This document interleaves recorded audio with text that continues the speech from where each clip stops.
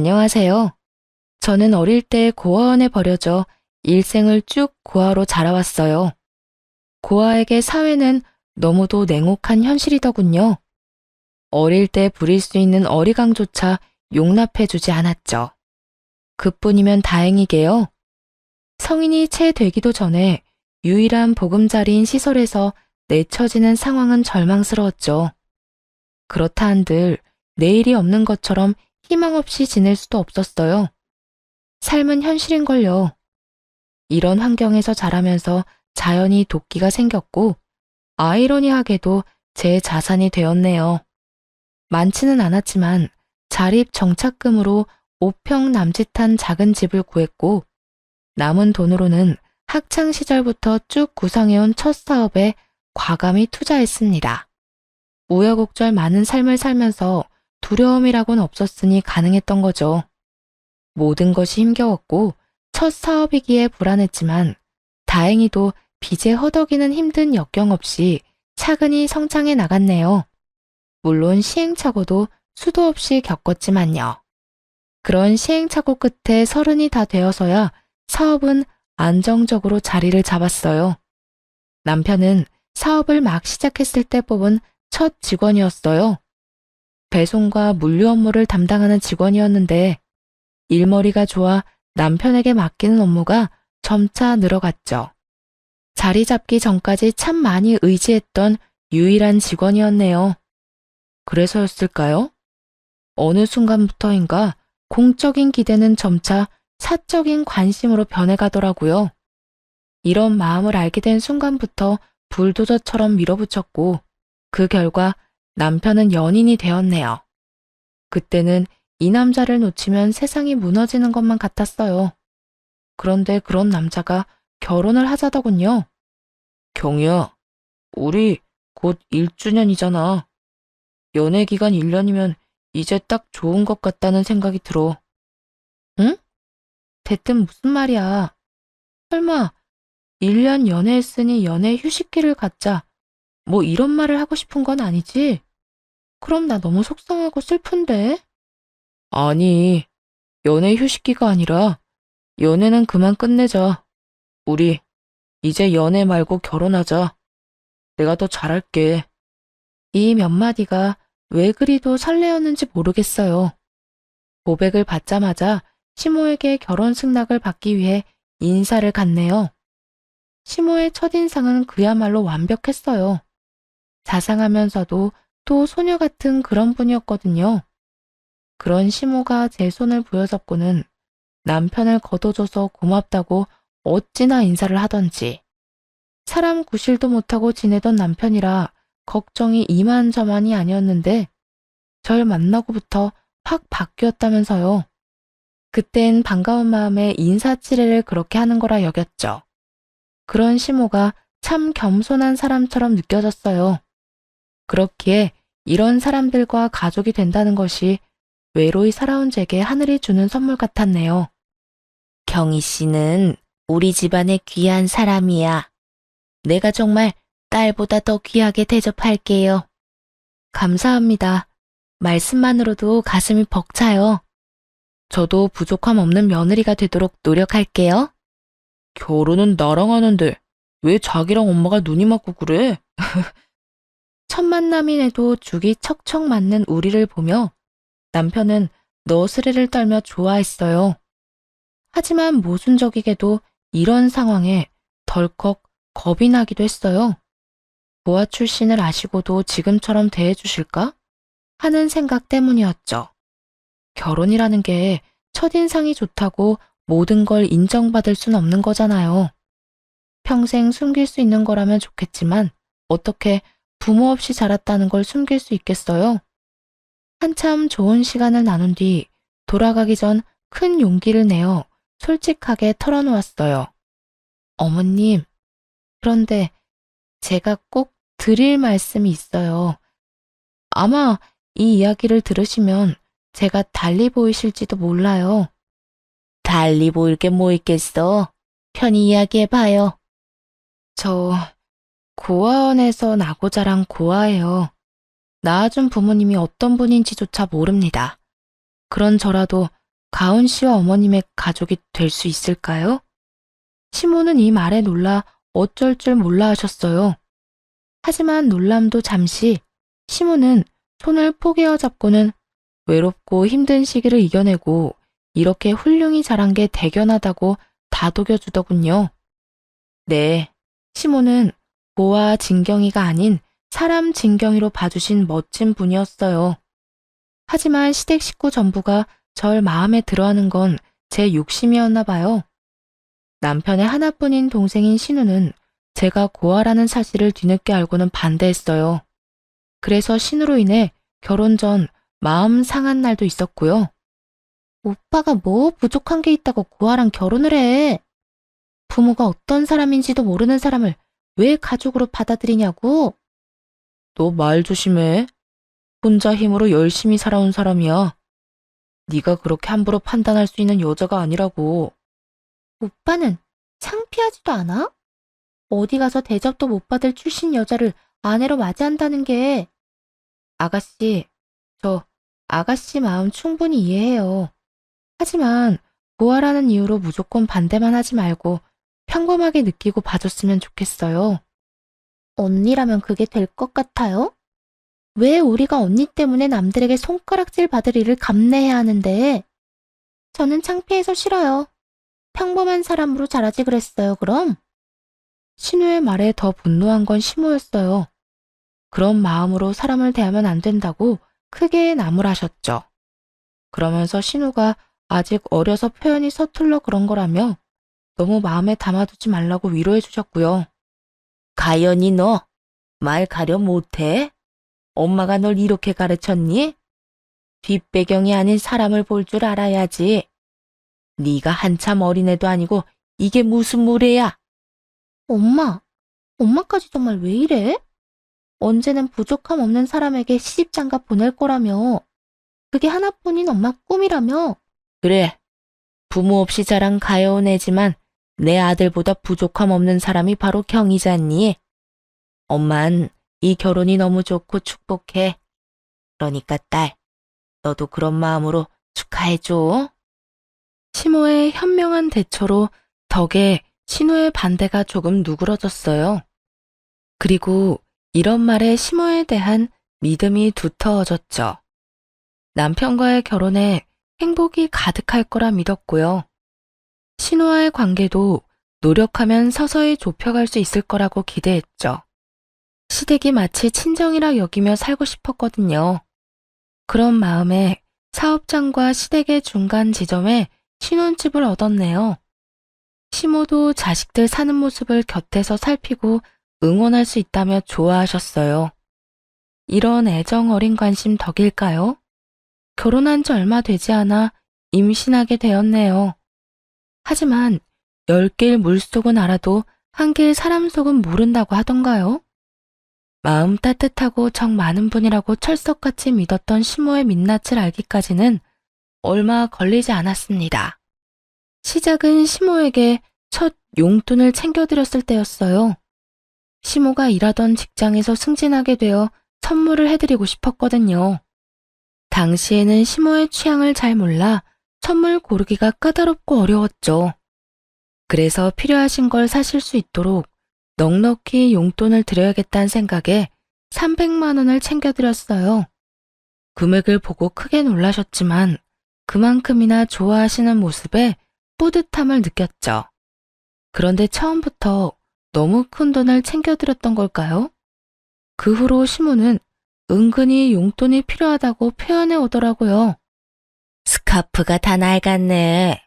이 나이에 싸구려를 할 수도 없고 2억 개 정도 있으면 딱 좋을 듯한데 어떻게 생각하니 아가? 그럼 백화점 가서 한번 보세요. 스카프 값은 어머님께 미리 보내놓을게요. 어머, 이래서 며느리가 최고라니까. 고맙다 아가.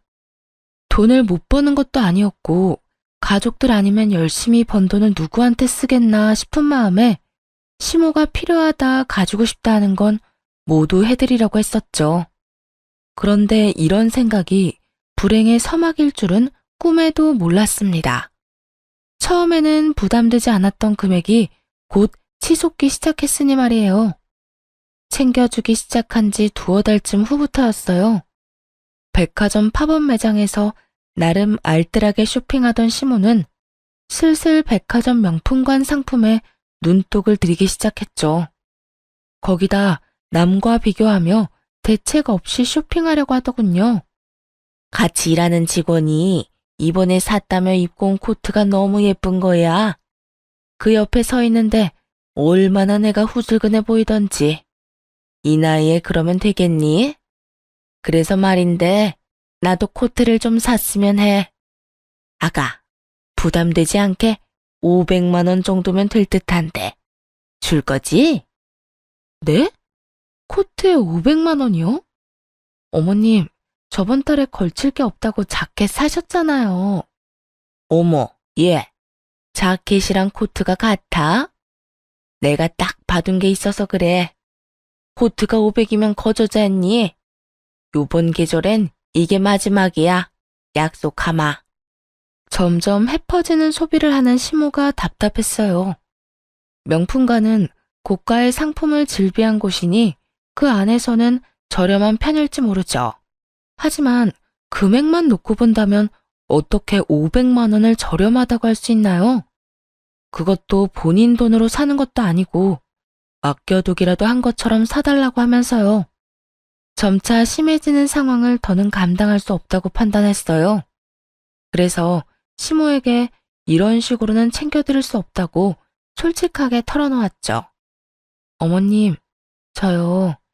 요즘은 너무 부담스러워요. 좋은 횟수도 커진 금액도 전부요. 내가 뭘 얼마나 달랬다고 벌써 이러니?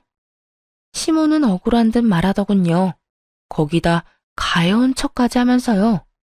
아가, 내가 네 덕 아니면 언제 또 이런 호사를 누려보겠어. 저도 어머님께 꼭 필요하다면 당연히 해드려야죠. 그런데 이런 식으로는 곤란해요. 돈 잘 버는 며느리 덕 좀 보려고 했는데 이게 널 힘들게 하는 일이다. 뭐 이런 거야? 어떻게 그런 말을. 너무 서운하구나. 서운하다는 시모의 말에 말문이 막혔어요. 잘 보이고 싶어서 노력했는데 돌아오는 게 고작 서운함이라뇨. 첫 단추를 잘못 끼웠다는 말을 이럴 때 쓰는 거겠죠. 지금이라도 상황을 바로잡기 위해 더 단호하게 말했어요. 시모는 기싸움이라고 여겼는지 코트는 포기 못하니 대신 금액을 낮추겠다더군요. 그런 시모에게 코트가 필요한 이유가 함께 일하는 분이 코트를 샀기 때문이라면 금액과는 상관없이 드릴 수 없다고 딱 잘랐어요. 그러자 시모는 역정을 내며 따지기 시작하더라고요. 그간 시모에게 드렸던 용돈을 적어둔 메모장을 시모에게 보여드리며 말했어요. 이걸 보고도 그런 말씀을 하실 수 있으세요? 1년이 채 되지 않는 기간 동안 드린 용돈이 직장인 연봉만큼이에요. 내가 그렇게 많이 썼을 리 있니? 네가 유세 떨려고 말도 안 되는 금액을 적어 놓은 건 아니고. 제가 왜 그런 짓을 해요? 저 어머님 용돈 드리는 동안 남편에게도 한 번 말한 적 없어요. 알리고 싶었으면 진작에 남편에게 말했겠죠. 참나, 돈 몇 푼으로 치사하게도 구네. 예, 돈도 잘 버는 애가 왜 이렇게 치졸하니? 치졸한 게 아니고 악착같이 살면서 버는 거예요. 앞으로는 용돈으로 매달 100만 원씩 챙겨드릴게요. 필요한 게 있으시면 그 돈 모아서 직접 사세요. 이마저도 싫다고 하시면 그간 드렸던 용돈 기록 남편에게 다 알릴 거고요. 용돈을 매달 드린다고 했는데도 뭐가 그리 불만인지 시모는 그날부터 태도가 확 돌변했어요. 매달 드리기로 한 용돈을 드리는 날마저도 비꼬며 비아냥대기 일쑤였죠. 세상 참 좋아졌어. 보아가 사장도 돼서 시부모 용돈을 100만 원씩이나 주고 말이야. 이 눈치 없는 남편은 그런 말을 듣고도 바보 같은 소리를 하더군요. 진짜? 엄마는 좋겠다. 며느리가 용돈을 그렇게나 주고. 경희가 나 대신 엄마한테 효도하네. 효도는 무슨 당연한 거지. 이런 걸로 효도라고 하면 내 주변 친구들은 호강에 겨웠게. 시모의 바뀐 태도에 가끔 시댁에 갈 때면 여간 불편한 게 아니었어요. 시모도 전처럼 살갑지 않으니 좌불안석이었죠. 이 모습을 다 지켜본 신우는 한동안 잠잠하더니 시모와 합세에 괴롭히기 시작했어요. 고아 출신을 운운하며 버릇없이 굴기까지 했고요. 날이 갈수록 심해지는 괄시에 시댁에는 차츰 거리를 두었어요. 하지만 어디 그게 뜻대로만 되나요? 어느 날부터인가 아무도 없을 때 신우가 찾아오는 일이 있었어요. 현관암호를 어떻게 알았는지 집 안까지 들어와서는 허락도 없이 제 명품백에 손을 댔나 보더라고요. 홈캠에 찍힌 신우의 모습에 처음엔 정말 기함했더랬죠. 나중에 전후 사정을 들어보니 남편이 현관 비밀번호를 알려준 거더라고요. 버젓이 제 가방을 사용한 것도 모자라 일부러 사용한 티를 팍팍 내려고 한 건지 쓰레기를 담은 채로 가방을 바닥에 아무렇게나 던져놓았더군요. 그 후에 심지어는 명품백을 잃어버리는 일도 있었고요. 신우는 백을 잃어버리고 온 날 이실직고하긴 했어요. 하지만 뻔뻔한 태도에 화가 치밀어 참을 수 없었네요. 언니, 미니백 말이에요. 내가 엊그제 썼는데 잃어버렸지 뭐야? 아가씨, 빌려간 걸 잃어버리면 어떡해요. 제가 아끼는 백인 걸 알았잖아요. 어쩔 수 없었어. 내 패션엔 그게 딱이었단 말이야. 그런데 왜 그렇게 화가 났어요? 왜 화났냐니요. 지금 이 상황에서 침착한 게 더 이상한 거죠. 에이, 언니는 돈 잘 버니까 그깟 명품백쯤은 당장 살 수 있잖아요. 내 마음에도 쏙 들었던 거니까 같은 디자인으로 사다 놔요. 이렇게 뻔뻔히 구는 신우를 더는 두고 볼 수 없겠더라고요. 그래서 그간 고아라며 비꼬던 것까지 일컬어 주의를 주었어요. 아가씨, 정말 너무한 거 아니에요? 그렇게 저더러 고아 하면서 못되게 군 것도 그렇고 제 가방을 허락 없이 쓰다 잃어버려 놓고도 사과는커녕 사놓으라고요. 왜 이래요? 제가 틀린 말 한 것도 아닌데. 고아라서 고아라고 한 게 문제될 것도 아니고 새언니가 가난한 것도 아닌데 가방이야 다시 사면 그만이잖아요. 아가씨, 남의 가방을 잃어버렸으면 사과를 먼저 해야죠. 그리고 제 출신이야 어쨌든 지금의 아가씨의 윗사람이에요. 버릇없이 굴지 말라고 말하는 거예요, 지금. 앞으로는 예의 갖춰요. 신우를 따라 집에 왔던 시무는 이 대화를 들었나 보더군요. 그리고 모든 상황을 알고 있음에도 신우가 아닌 저를 나무랐습니다. 듣자 하니 내가 말을 안 할 수가 없구나. 예, 내 딸이 틀린 말 했냐? 네가 고아인 건 사실이잖냐? 네가 고아인 걸 네 부모 탓을 해야지. 왜 엄한 내 딸한테 성을 내? 너 그거 자격지심이야. 그리고 가방이야 또 사면 되는 것 아니냐? 그깟 가방이 뭐라고 니까지 깨를 혼내려 들어?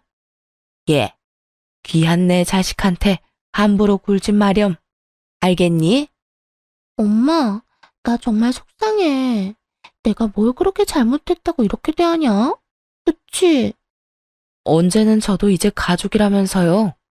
가족이니까 아가씨가 잘못한 부분에 대해 말한 건데 제가 자격지심이네 하는 말까지 들어야 하나요? 이게 유치하게 편든다고 해결되는 문제인가요? 도대체 어머님도 아가씨도 왜 그러시는 건데요? 이날 알게 된 사실이 하나 있었네요. 제가 이 집에서 왕따를 당하고 있다는 사실이요. 이런 상황에서 남편은 입도 뻥긋하지 않더군요. 잘못을 하지 않은 제가 이렇게 몰렸음에도 말입니다. 상황을 이해해 볼 생각조차 하지 않았던 거죠. 그날 집으로 돌아와 눌러왔던 화를 터뜨렸어요. 왜 그 자리에서 가만히 있었어? 자기 가족만 가족이고 나는 남이라 이거야? 왜 내가 피해를 보고도 욕을 먹어야 하냐고. 왜 그렇게 열을 내? 내가 그 자리에서 자기 위한다고 끼어들었으면 편 나눠 싸우는 꼴밖에 더 듣겠어. 편을 나누자는 게 아니라 내가 잘못하지도 않았는데 자기 가족들한테 그런 대우를 받고 있으면 제지를 해야지. 자기 가족들이라니? 내 가족, 네 가족 나눌 일이야 이게? 그렇게 말하면 내가 서운하지. 집까지 와서 역정을 내야 해? 아, 내가 제대로 주의 주고 당부할 테니까 그만 기분 풀어. 서운한 걸로 치면 나만 하겠느냐고 뒤집어 놓고 싶은 마음이 굴뚝 같았지만 작정하고 싸울 만큼 기운이 남아있지도 않았고 신우에게 당부하겠다는 남편을 더 잡을 순 없었어요. 그 일 이후로는 시댁 식구와 거리를 두며 지냈죠. 일에 집중하며 바쁜 날을 보내니 시댁 식구와 함께할 시간이 현저히 줄기도 했고요. 그렇게 지내는 사이 첫 아이를 출산하게 되었네요. 사업체를 관리하는 일을 남편에게 맡기고 아이에게 전념했어요. 임시적인 남편에게만 맡길 순 없어서 중대한 사항이나 결정은 제가 처리했지만요. 남편은 전보다 많아진 업무량으로 힘들어했고 또 버거워했어요. 대신 밖에서 고생하는 남편을 위해 집안 살림에는 손 하나 까딱하지 않도록 신경 써줬죠. 네, 독박 육아와 독박 살림을 해왔던 거예요. 이렇게 전투적으로 살다 보니 정말 힘겹더라고요. 아이의 돌 전까지만 참아보자는 마음으로 이 악물고 주부로 지냈네요. 그런데 아기가 10개월쯤 되었을 무렵 가족이라는 이 구질구질한 인간들을 인생에서 완전히 도려내야겠다고 다짐하게 되었습니다. 모전자전이라고들 하잖아요. 시모가 그랬던 것처럼 남편도 마찬가지더라고요. 여태 숨겨온 탐욕을 드러내기 시작했죠. 저를 대신해 사업체를 운영하던 남편은 자신이 회사 관리를 잘하고 있다는 것에 의기양양했어요. 그때까지만 해도 남편에게 깊은 고마움을 느꼈었죠. 자기야, 나 사업이 체질인가 봐. 요즘 일이 재밌다는 걸 느낀다니까. 그렇게 느껴줘서 너무 고마워. 내 몫까지 해주느라 많이 힘들었을 텐데. 오빠가 잘해줘서 나도 내조를 열심히 하게 돼. 하지만 칭찬 몇 번에 이 얌체 같은 인간은 기고만장해져서는 제게 확인받아야 할 사항까지 멋대로 정하기 시작했어요. 결국 이로 인해 부부싸움까지 잦아진 것은 물론이고 이를 수습을 위해 애를 들쳐업은 채 뛰어다니는 수고를 해야 했어요. 그런데 이 남자 어쩜 이리도 뻔뻔할 수 있을까요? 남편은 자기가 잘하는 모습만 눈에 보이는 건지 자신이 원래 사업 수완이 좋은 사람이라며 매출을 운운하며 욕심을 드러내더군요. 당신 이번 매출 보고 받았지? 내가 1인 받고 운영하는 기간 동안 매출 확 오른 거 말이야. 응, 저번 주에 전달 받았어. 수고 많았어, 오빠. 그래도 주말까지 나가지 말고 하루쯤은 가족이랑 시간도 좀 보내줘. 애가 요즘은 부쩍 오빠한테 안 안기잖아. 나도 그러고 싶지. 그런데 잘 된다고 손 놔버리면 망하는 건 한순간이야. 말 나온 김에 하는 말인데 이참에 당신이 쭉 애 보면서 집안일해. 애도 나한테 잘 안 오는데 뭐. 내 내조나 하면서 편히 지내면 되겠네. 회사도 회사 직원들도 그 편이 훨씬 좋잖아. 사장이라고는 해도 당장 일 못하는 당신보다 소원 좋은 애가 나을 것 뻔하고. 이게 무슨 말 같지도 않은 소린가요? 짐작은 하고 있었지만 이렇게 직접 들으니 황당하기 그지없더군요. 눈 한 번 깜빡이지 않고 주접떠는 남편의 모습에 기가 찼어요. 매출이 왜 높아졌는지 그 이유를 정말 몰라? 무슨 말도 안 되는 소리를 그리 정성스럽게 해. 어이가 없네. 착각하지 마. 당신이 능력이 좋아서 끌어올린 매출 아니거든. 그리고 애가 평생 젖먹이도 아닌데 내가 애만 끼고 있을 건 또 뭐야? 정 니일 내일 선 긋고 싶은 거면 앞으로 당신이 주부로 지내면 되겠네. 넌 무슨 말을 그따위로 해? 내가 그간 노력한 수고를 그렇게 무시하고 싶냐? 회사에 도움되는 건 나야. 회사를 차리기만 했지 네가 한 게 뭐냐? 이만큼 키워놓은 건 전부 내 노고잖아. 그렇게 자신만만하면 내 밑에서 일하지 말고 당신 일을 차려서 하지 그랬어? 그럴 배포도 없으면서 이제 와 무슨 헛소리야. 그래서 지금이라도 잘해보겠다잖아. 그런데 아내라는 사람이 이리 해박 놓으면 되겠냐? 나한테 회사 넘기면 엄마나 동생도 널 구하라고 깔보는 짓도 안 할 거 아냐.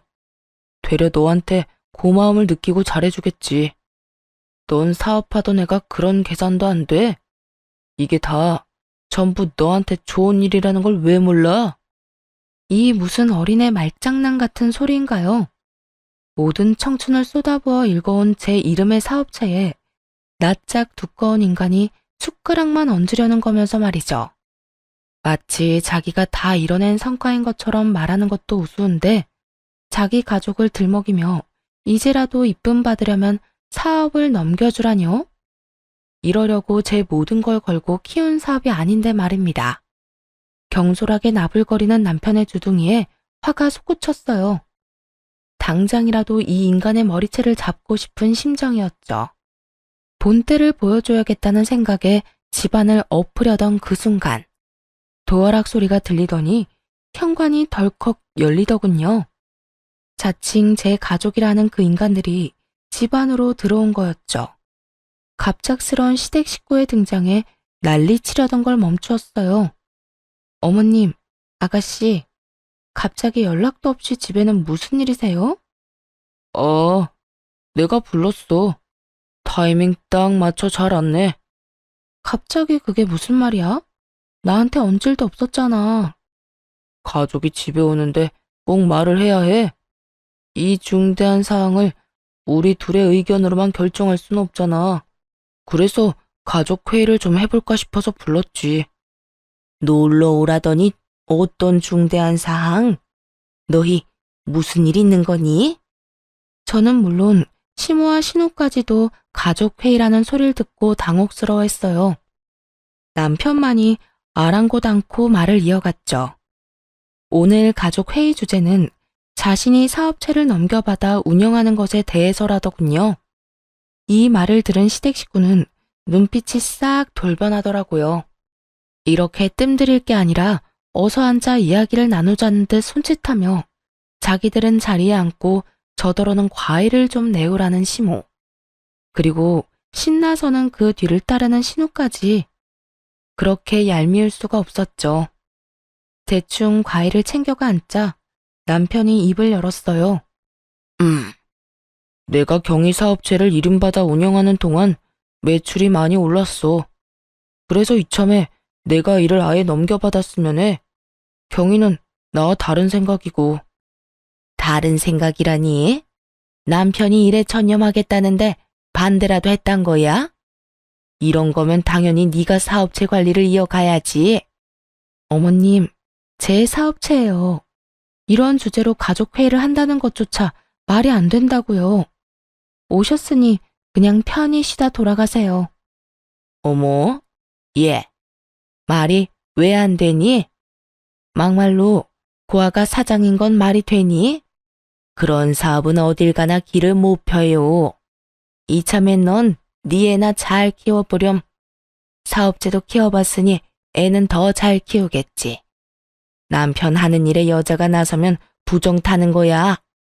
언니, 막말로 애가 이렇게 어린데 나가서 일을 하겠다는 건 애까지 힘들게 만드는 거잖아요.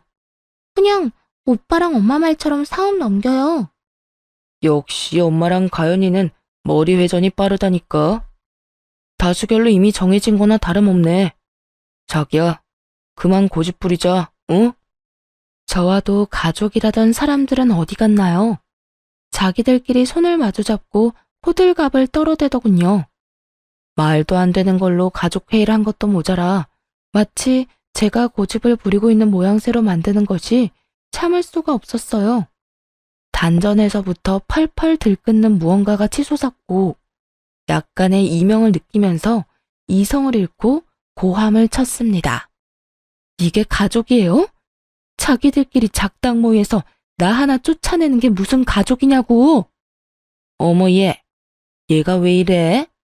수작질이라니. 우리가 무슨 수작을 부렸다는 거니? 이게 수작이 아니면 뭔가요? 분명히 해두는데 내가 그 회사 사장이에요. 당신도 똑똑히 기억해.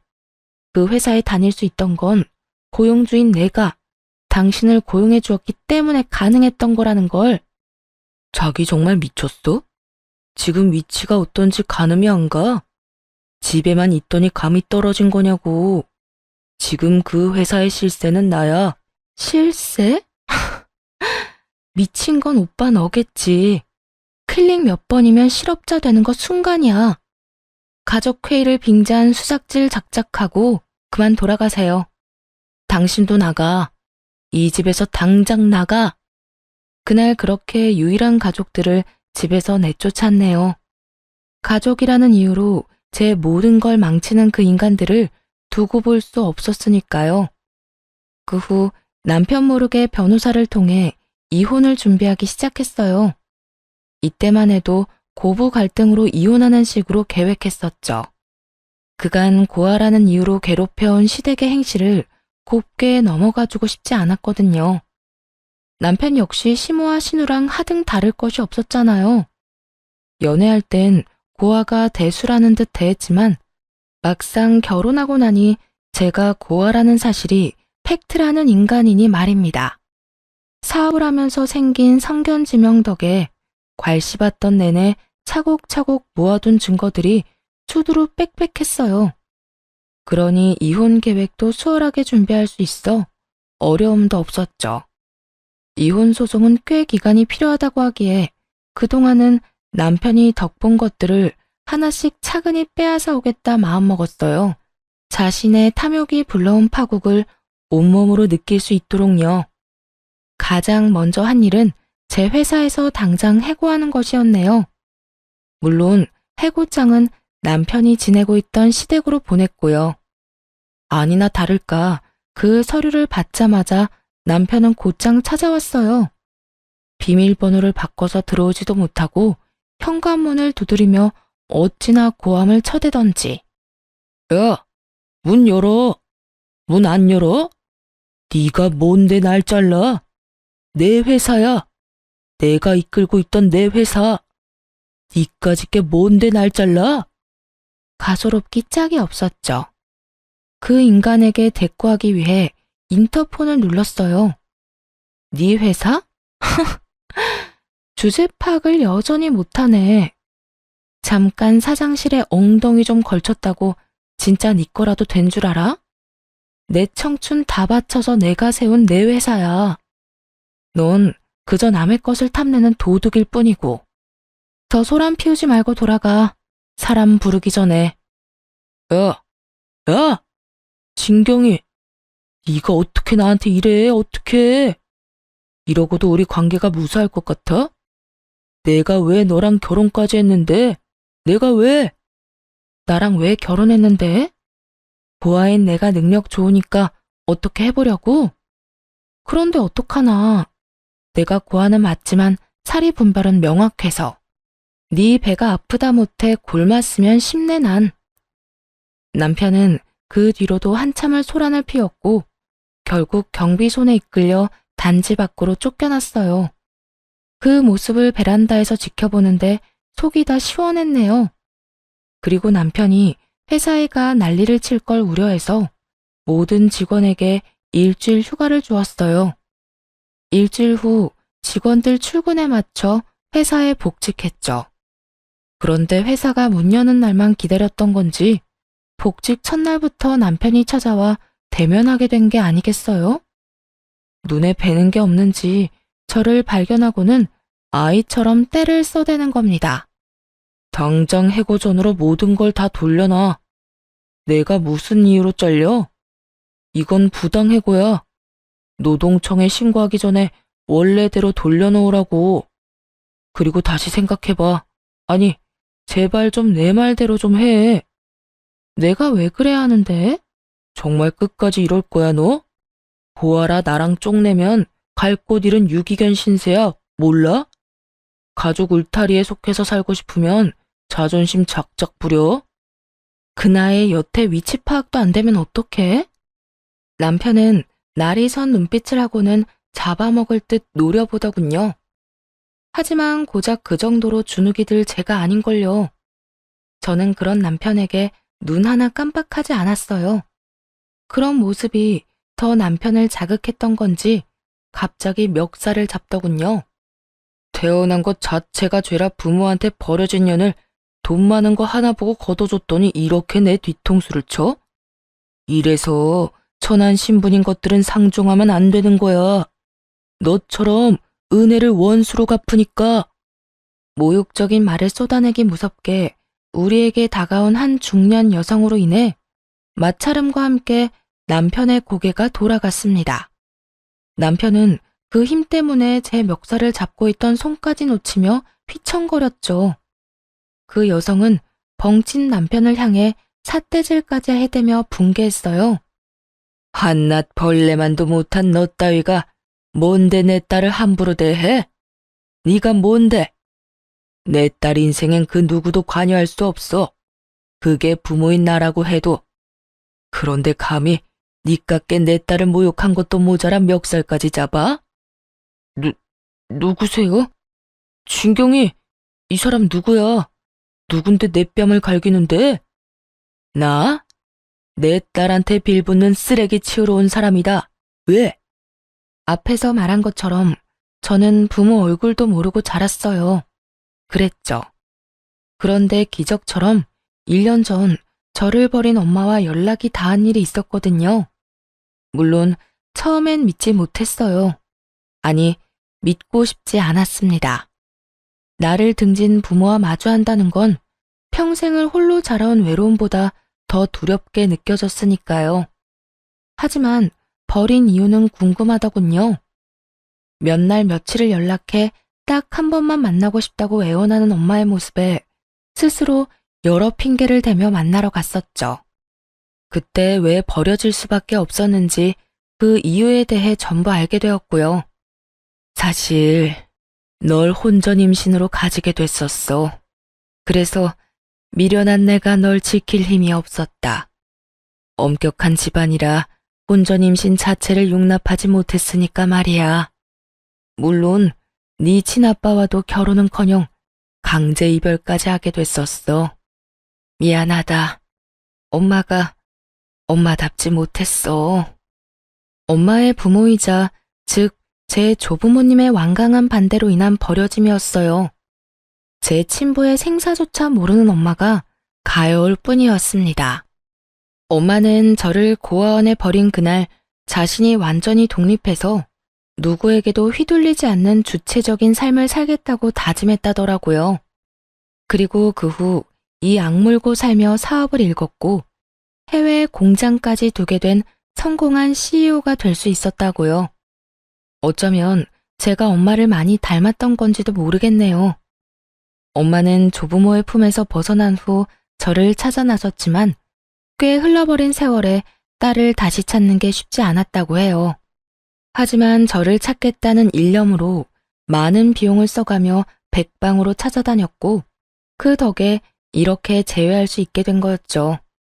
엄마는 이제라도 그동안 못해준 것을 해주며 저를 위해 살고 싶다며 눈물로 호소했어요. 경이야, 이 못난 엄마를 용서하라고 하지 않을게. 제발 네 곁에서 챙겨줄 수 있기만 해주면 안 되겠니? 이제 와서 절 챙겨준다고 뭐가 바뀌나요? 엄마라곤 하지만 당신은 제게 그저 낯선 사람일 뿐이에요. 버릴 수밖에 없다고 생각했던 그때 날 좀 가엾게 여겨주지 그랬어요. 무슨 수를 써서든 품어야겠다고요? 지금 말고 그때 날 책임져야겠다는 그런 포부를 좀 갖지 그랬어. 하지만 당시엔 원망과 깊은 상처로 엄마라는 존재를 거부했어요. 그렇기에 남편에게조차 친모를 만났었다는 사실을 밝히지 않았고요. 그리고 그 한 번의 만남 이후엔 만나려 하지 않았죠. 그러나 저 역시도 한 아이의 엄마잖아요. 아이가 크는 모습을 보며 많은 생각이 들더군요. 내 부모도 내가 커가는 모습을 보면 얼마나 좋아했을까? 나처럼 이렇게 행복하다고 느꼈을까? 하는 생각들요. 그러다 보니 서서히 엄마의 마음도 이해하게 되더라고요. 이제라도 내게 모든 걸 해주고 싶다는 그 마음 말입니다. 남편의 뺨을 대차게 날리던 그날은 엄마의 마음을 받아들이기로 결심하고 먼저 연락을 해 엄마와의 약속을 잡은 날이었어요. 사업을 한다는 걸 알고는 이 부분에서 도움을 주고 싶어 하셨거든요. 이런 사실을 알 리 없는 남편은 제 엄마를 앞에 둔 것도 모르고는 보아 운운하며 막말을 해댄 겁니다. 그날 엄마는 제 묵은 체증이 싹 가실 정도로 남편을 짓밟아 주었네요. 버러지만도 못한 놈, 인간 같지도 않은 네 놈이 내 딸에게 무슨 행패야? 내 딸 사업체를 탐낸다던 놈이 너지? 다시는 그런 꿈도 못 꾸게 해줄 테니까 각오해. 당신이 뭔데? 자식 버리고 떠난 사람도 부모라고 이제와 부모 행세야? 누가 그런 말하면 겁이라도 먹을 줄 알아? 겁이라고 했니? 너야말로 지금부터 겁먹어야 할 거야. 네가 이 회사에 다니면서 저지른 만행이 다 까발려질 테니까. 엄마의 말에 한 남자가 서류 봉투를 들고 들어왔어요. 그 서류에는 남편이 제 회사를 운영하는 동안 저질렀던 일들이 빼곡했죠. 엄마, 그 서류에 적힌 게 사실이에요? 야, 진경이 널 버리고 이날 이때껏 모르고 산 사람이야. 저 사람 말을 믿는 거야? 네 가족은 우리뿐이잖아. 나를 믿어야지. 내가 그런 거 할 사람으로 보여? 증거라면 얼마든지 보여줄 수 있어. 이곳에서 벌인 일이니까. 하늘을 손으로 가린다고 그 하늘이 가려지는 줄 알아? 오래 일한 직원들만 골라 임금 체불한 걸 평생 숨길 수 있는 짓이라고 생각했나 보지? 야가 빠진 네 놈이 고작 쓴 머리가 직원들과 내 딸의 돈독한 사이를 이용하는 거였다니. 직원들이 쓴 탄원서가 있다는 건 아나 몰라? 이래도 벌레 같은 네 놈이 부당해고를 당한 건가? 이런데도 네가 내 딸의 회사를 운영할 자격이 있느냐고. 남편은 이 모든 사실이 까발려지자 아연실색했어요. 곧이어 좀 전에 들어왔던 남성이 이번엔 또 다른 서류 봉투를 건넸어요. 그 봉투 안에는 엄마의 말대로 오래도록 함께 해온 직원들이 한자 한자 눌러 쓴 탄원서가 가득했어요. 그걸 보자마자 부들부들 떨리는 손을 힘껏 올려 남편의 얼굴을 내리쳤습니다. 파렴치한 놈, 어떻게 이럴 수 있어? 체불한 임금으로 설마 네 배를 불렸니? 그 돈 다 어떻게 했어? 다 어쨌냐고. 남편은 자신의 만행이 탄로나니 곧바로 꽁무니 빠지게 도망을 쳐버렸어요. 엄마는 제 사업체를 돕기 위해 이전부터 많은 것을 조사했었고 그 과정 중 남편의 만행까지 알게 되었던 거였더라고요. 엄마의 말에 의하면 남편은 야금야금 떼간 직원들의 월급으로 시댁의 대출을 갚아준 것 같다더군요. 그 말을 듣고 어찌나 창피하던지 얼굴이 붉어졌네요. 그런 하찮은 인간을 그간 가족이라 여기며 믿고 의지했던 스스로가 너무도 미련하게 느껴졌어요. 이제 친엄마도 만나게 된 마당에 이런 지긋지긋한 악연을 이어갈 필요가 뭐 있겠어요. 곧장 준비를 해왔던 이혼 소송을 시작했네요. 엄마는 제 이혼마저도 도와주고 싶어 했어요. 한국에서 가장 유능한 이혼 전문 변호사랑 연결해줄게. 비용도 엄마가 전부 대줄 거니까 넌 미련 없이 정리하는 것에만 집중하렴. 엄마, 괜찮아요. 내가 알아서 해. 나도 엄마만큼은 아니지만 능력 있어. 이미 함께 준비해오던 유능한 변호사도 있는걸요. 최고의 변호사라 할 만큼 유능한 변호사와 이미 이혼 준비를 해왔던 터라 엄마의 도움은 만료하고 그분과 이혼 소송을 이어나가기로 했어요. 남편은 뒤늦게 이혼 소장을 받고는 엄마가 있을지 모르는 회사 대신 집으로 찾아왔더군요. 그래서는 고작 한다는 말이 저와 살며 엄청 고생했다는 푸념이었죠. 아이 이야기도 전혀 없었네요. 너 나한테 어떻게 이래? 우리가 가족으로 거둬둔 아량은 생각도 못해? 이깟일로 이혼 소송? 너 진짜 미쳤어? 이깟일? 그럼 어떤 일로 이혼을 해야 하는데? 너나 네 식구는 내 가족이 아니라 그냥 나한텐 물의 배일 뿐이야. 이렇게 왔으니까 내 입으로 말할게. 우리 이혼해. 너랑은 이제 하루도 엮여있고 싶지 않으니까. 야, 내가 너랑 살면서 얼마나 고생을 했는 줄 알아? 너 내가 고생한 걸 알면 이렇게는 못해. 사장을 아내로 둔 내 서름을 네가 알아? 아냐고. 새삼스럽게 내가 사장이라 결혼한 거 아니야? 선택은 네가 해놓고 이제 와서 왜 이래 찌질하게. 그 서름 이제 훌훌 털면 되겠네. 나랑 이혼하고. 야, 진경이, 너 이제 네 엄마 만났다고 눈에 뵈는 게 없냐?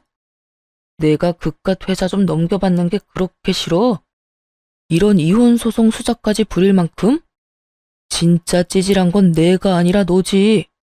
더 말 안 해. 이혼 소송 당장 취하해. 남편은 자신이 뭘 잘못했는지조차 모르고 있었어요. 이혼하면 그간 누렸던 것들을 못 누릴까 그게 염려되어 난리를 쳐대는 것 같았죠. 이혼 소송 취하하라며 뻔뻔하게 나오는 남편을 보고 있자니 내 돈이 아쉽긴 했나 보네 하는 생각이 들더군요. 취하는 무슨, 하루빨리 소송이 끝나길 바랄 뿐인걸요. 오히려 변호사에게 연락해 남편에게 10원도 넘겨주지 않게 해달라고 했네요. 시모는 이혼 소송이 진행되고 있다는 사실을 늦게 알았는지 시간이 지나고서야 찾아와선 들들 볶아댔어요. 아가, 너 정말 이혼을 할 참이야? 네가 정말 정신이 나간 거니? 고아인 네가 우리 아들을 버린다는 게 말이나 되냐? 응? 그래, 새언니, 진짜 이성적으로 생각을 좀 해봐. 우리같이 고아인 언니를 받아줄 사람이 또 어딨어? 설마 돈 좀 있다고 남들이 다 우리처럼 호의적일 줄 아는 건 아니지? 이 나이에 고아로 자랐다고 차별하는 사람 만나는 게 더 드물다는 거 모르세요? 제가 고아라고 써붙여 다니면 몰라도요. 그런 되지도 않는 걱정 말고 찾아오지 마세요. 곧 이혼 소송도 끝날 것 같으니까요. 이 인간들은 이혼 소송 끝날 것 같다는 말에 소스라치게 놀라서는 발등에 불 떨어진 양 난리를 쳐댔습니다. 넌 정말 끝까지 마음에 드는 구석이라고는 없구나. 다 끝날 것 같으면 이혼 그까짓 거 하렴. 나라고 고아인 네가 마음에 들어 잡아두려던 건 아니니까. 예, 부부는 공동재산인 거 알지? 재산 분할 제대로 해. 그래, 이혼 그깟게 뭐 흠이라고. 우리 오빠가 언니 대신에 회사 운영했던 몫까지 톡톡히 내놔요.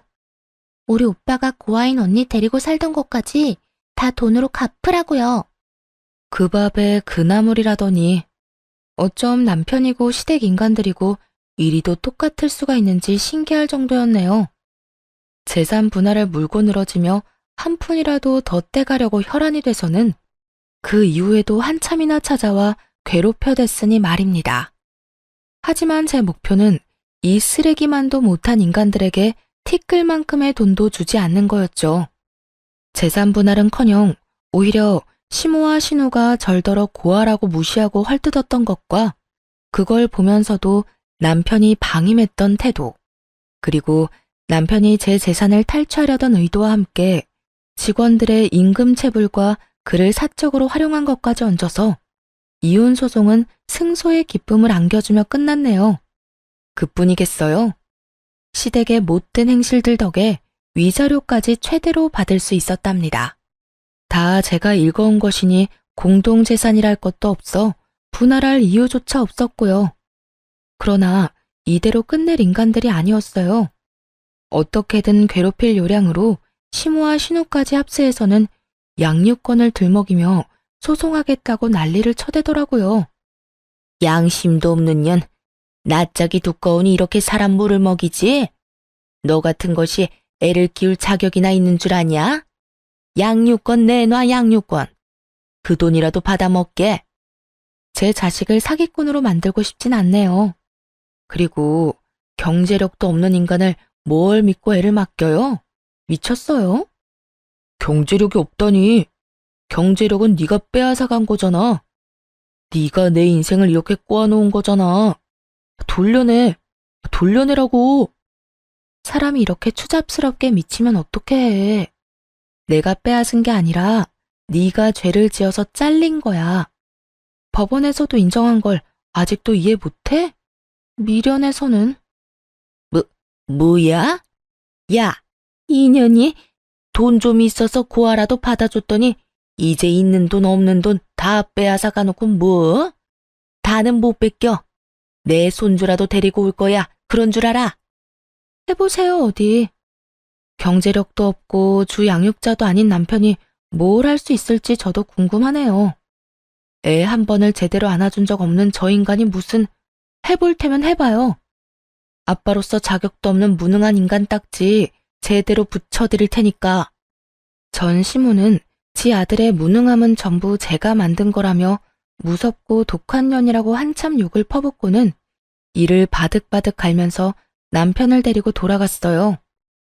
이렇게 찾아와 구질구질하게 굴었지만 양육권 소송에서 이길 수 없음을 알았는지, 그리고 더 싸워볼 자금도 없었던 터였는지 소송을 하진 않더라고요. 그래서 여기까지만 하고 참으려고 무던히 노력했습니다. 아이의 아빠이고 부모라는 존재가 얼마나 소중한지 잘 알기에 아이에게서 아빠의 존재를 빼앗을 생각은 없었어요. 하지만 이 기회마저 걷어찬 건 바로 전 남편이었네요. 첫 면접 교섭일, 아이가 너무 어려 함께 동행했거든요. 전 남편은 아이를 예뻐만 할 줄 알지 아이에 대해 아는 것이 없으니 어쩔 수 없었죠. 그런데 전 남편이 작정을 하고 나왔던 거더라고요. 대면하는 장소에 시모와 신우까지 대동해 나와 쇼를 해댔거든요. 자기야, 우리가 비록 서로 헐뜯으며 지저분하게 싸우긴 했어도 난 내 아이도 당신도 너무 소중하다고 생각해. 그래도 가족으로 얽혀 함께 나눈 정이 있는데 이렇게 허무하게 우리의 관계를 정리할 순 없잖아. 그래, 아가. 우리가 분한 마음에 너를 찾아가 못되게 굴었던 행동은 충분히 반성하고 있어. 든 자리는 몰라도 난 자리는 안다고. 네가 있을 땐 몰랐던 걸 너가 없어지고 나니 알겠더구나. 내 아들과 재결합해주렴. 더는 이전 같은 멍청한 짓 하지 않을 거야. 자기야, 엄마 말 진심이야. 우리 정말 반성 많이 했어. 아이를 생각해서라도 재결합하자. 내가 육아하고 당신은 그간 못한 일 원 없이 하면서 지내자. 당신 회사 탐내는 그런 바보 같은 짓 절대 안 할게. 전 남편의 말 한마디 한마디가 전부 황당했지만 더 놀라웠던 건 바로 전 시모의 태도였습니다. 어찌나 연기를 잘하던지 눈물 콧물을 흘려대며 이제야 제 소중함을 알겠다고 하는데 어찌나 어이가 없던지. 얼마 전 이를 바득바득 갈며 분노하던 모습은 온데간데 없더라니까요. 그뿐인 줄 아세요? 전 신우는 또 어떻고요? 다시는 고아 운운하며 비난하거나 얕보지 않겠다면서 휴지로 눈물을 훔치는데 그건 그것대로 가관이었어요. 언니한테 그동안 얼마나 무례했는지 너무 늦게 알아서 미안해요. 제발 다시 돌아와줘요. 돌아와만 주면 앞으로는 윗사람으로 깍듯하게 대할게요. 진심으로요. 자기야, 우리 가족이 이렇게 당신을 원해. 우리 정말 깊이 뉘우치고 미안해하고 있어. 나 당신 정말 사랑했고 여전히 사랑해. 없어 보니까 알겠더라. 그동안 잘못했던 거 재결합해서 함께하는 동안 열심히 갚을게. 나도 그리고 내 가족들도. 그러니까 기회를 줘. 전 시댁 식구들의 말을 쭉 듣다 웃음이 터졌어요. 한참을 웃자 서로 눈치를 보며 따라서 희죽거리더군요. 그런 전 시댁 식구에게 싸늘한 표정을 하고는 말했습니다. 이혼 서류에 잉크가 다 마르지도 않았는데 이게 무슨 개수작일까? 당신들이 날 고발하며 괄시했던 내용이 여전히 고스란히 남아있는데 정신 차릴 겸 한번 들려드릴까요? 진짜 대단들 하네요. 돈이 있다 없으니까 미칠 것 같던가요? 발칙하기 짝이 없네. 그러게, 있을 때 잘 좀 하지. 자기야, 무슨 말을 그렇게 해. 우린 전부 진심이야.